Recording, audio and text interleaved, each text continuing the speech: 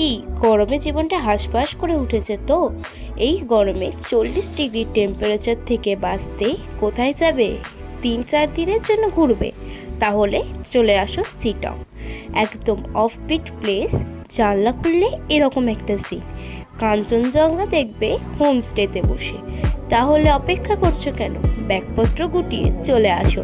এরকম হোমমেড মোমো আর barbecue night কিন্তু তার সঙ্গেই প্যাকেজে পেয়ে যাবে।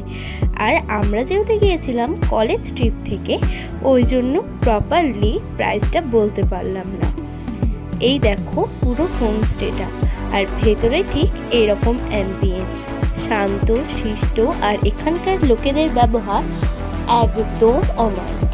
মনেই হবে না তোমরা কোথাও বাইরে এসেছো। আর রাতের ভিউটা ঠিক এইরকম পেয়ে যাবে। প্রত্যেকটা রুম কিন্তু আলাদা আলাদা অ্যাটাচড বাথরুম পেয়ে যাবে। আর রুমের ভেতরে অ্যাম্বিয়েন্সটা কিন্তু এইরকম পেয়ে যাবে। দেখতেই পাচ্ছ কতটা সুন্দর।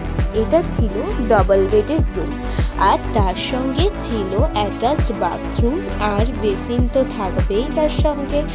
আর মিররের এরকম একটা সুন্দর দেখে ভিডিও কিন্তু তোমরা করতে পারবে।